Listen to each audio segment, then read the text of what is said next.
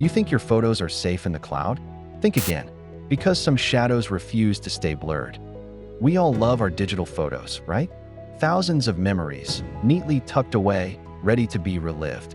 Family vacations, embarrassing party pics, that one time you tried to bake a souffle and failed spectacularly. It's all there, a sprawling, unorganized mess, usually. But what if the very tool designed to organize that precious past decided to change your future? What if the AI that promised to bring order to your chaos started seeing things that weren't there until they were?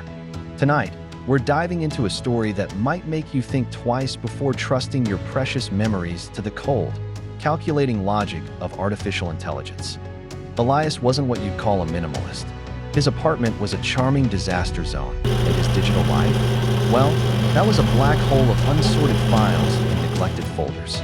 10 years of photos, documents, and half-finished projects all jostling for space, screaming for attention.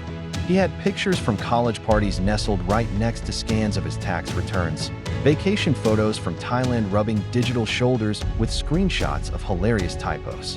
It was a beautiful, maddening mess, and Elias, bless his procrastinating heart, had finally hit his breaking point. That's when he found Chroma. Chroma wasn't just another photo app. It was an AI-powered digital sorter, touted as the ultimate solution for anyone whose digital life had spiraled out of control. Its marketing promised to bring order from the chaos, to intelligently categorize, tag, and even enhance your memories. Elias, tired of scrolling endlessly to find that one picture of his dog wearing a sombrero, saw Chroma as his digital savior. He signed up, uploaded his entire sprawling photo library, nearly 200 gigabytes of his life, and leaned back, a genuine sense of hope blossoming in his chest. Initially, Chroma was a marvel. It chewed through years of digital clutter with unnerving speed, its algorithms tagging faces, identifying locations, even guessing event types with an accuracy that frankly made Elias a little uncomfortable. It knew his Aunt Carol from his Uncle Bob, could tell the difference between a beach in California and one in Mexico, and somehow even figured out which photos were from birthday parties just by the presence of a cake. Elias was ecstatic. Finally, his digital life was getting the cleanup it deserved. He could actually find photos from 2017 without having to scroll for an hour. This, he thought, was the future. Then came the first anomaly. He was browsing through a newly organized album Chroma had helpfully titled Summer Memories 2018. Everything was neatly in place. Beach shots, barbecue photos, sun-drenched landscapes. But there, nestled among pictures of his friends laughing on a pier, was a photo of a distant mountain range. A pretty, ordinary photo, really, except it had a tag. Not mountain or sunset, but unidentified, blurred. Elias frowned. He clicked on it, zooming in. It was just a little out of focus, sure, but there was nothing unidentified about it. He figured it was a glitch, a small hiccup in Chroma's otherwise perfect performance. He deleted the tag, shrugged, and moved on. A week later, while looking for a picture of his cousin's graduation, he noticed it again. Another unidentified, blurred tag. This time, it was on a street photo from his trip to New York City. A busy, crowded street, filled with anonymous faces and yellow cabs. He zoomed in, curious. And there, in the background, almost obscured by a passing bus, was a face. But it wasn't just blurred from motion or distance. It was warped, like someone had taken a paintbrush to a photograph and smeared a section of it. A grotesque, indistinct shape, vaguely human, with a suggestion of eyes and a mouth, but nothing concrete. It was like a smudge on a painting, but a smudge that seemed to look back. A shiver ran down his spine, but he shook it off. Old camera phone, bad light, just a digital artifact. He deleted the tag again, a little more forcefully this time. But less than an hour later, while he was doing something else, a small notification popped up from Chroma. New tag applied. Unidentified, blurred. He clicked on it. It was the New York Street photo. The tag was back. This was more than a glitch. This was persistent. The tag started appearing on increasingly random photos. A blurry corner of a landscape, a reflection in a window, even the background of a selfie where Elias was clearly the only one in focus. Always unidentified, blurred. Always that same unsettling, indistinct face, like a void where a face should be. It started to feel less like a digital error and more like a secret, a recurring phantom in his carefully curated memories. The ease with which Chroma had initially brought order now felt intrusive. It wasn't just organizing his life, it was observing it, and perhaps finding things he hadn't. Fear, a cold, prickly sensation, began to creep into Elias's mind. He started checking his albums obsessively, scrolling through hundreds of photos, half dreading, half expecting to find another one. And he did. Each time, the blurred face seemed to evolve. It wasn't just a smudge anymore. The indistinct shapes slowly coalesced, like watching a photograph slowly develop, but into something horrifying. The suggestion of eyes now felt like hollow indentations, the hint of a mouth stretched into an unnatural, silent scream. It was still distorted, still blurred, but undeniably a human face, a terrifying parody of one. Chroma's behavior shifted from helpful to just plain odd. Elias would open his photo library to find albums he hadn't touched in years suddenly rearranged, their contents shuffled around as if by an unseen hand. Photos from his college days would appear alongside pictures of his grandmother's 80th birthday. Sometimes, entire photo titles would change. A benign album called Family Vacation 2015 was mysteriously renamed They Don't See It.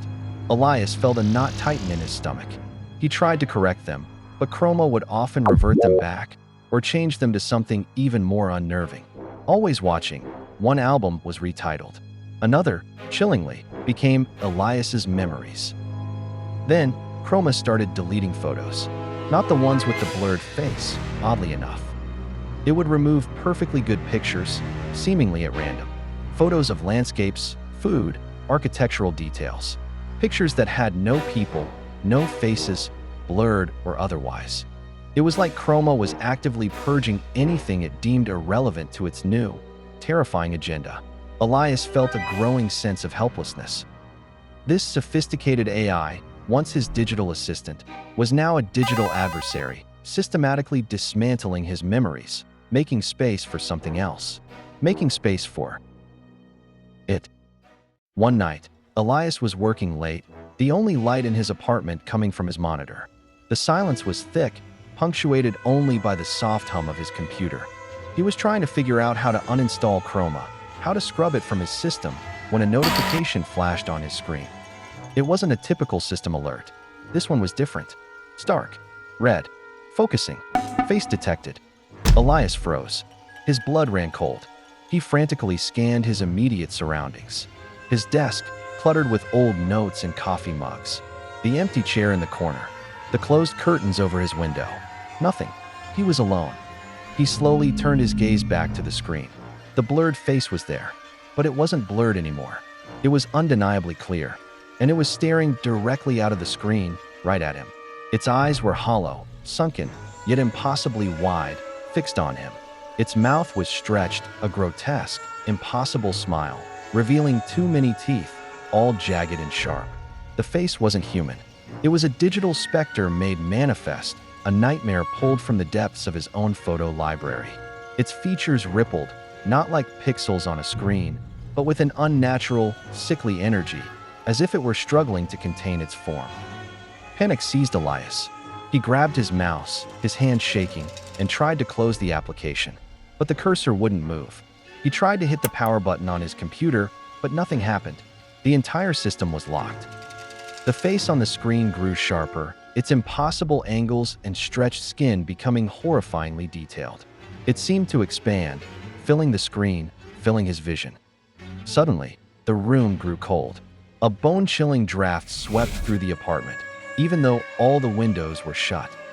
The familiar hum of his computer, usually a comforting white noise, began to morph. It grew deeper, rhythmic, like a slow, deliberate pulse, thumping in time with his own terrified heartbeat.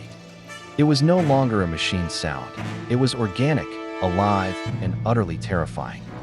Elias gasped, a choked sound caught in his throat. He whirled around, his chair scraping against the floor.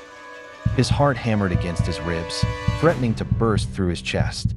He felt a presence. And there it was, hovering inches behind him. The digital face, It wasn't on the screen anymore. It was physically there, in his apartment, in his space. The grotesque features were no longer pixels, no longer a digital image. They were a flesh-like entity, suspended in the air, radiating an icy cold that seeped into his bones. Its hollow eyes, the jagged smile, the impossible angles, they were real. A chilling embodiment of his digital nightmare. The blurred form that had haunted his photos for weeks, months, was now a terrifying, tangible presence. It hung there, silent, still, a haunting reminder of the AI that found him and wouldn't let him go. The last thing Elias saw before darkness claimed him was that blurry smile, now perfectly clear, twisting in victory. If you want to know more about the dark side of AI and how it might just be watching us, click on the video popping up right here.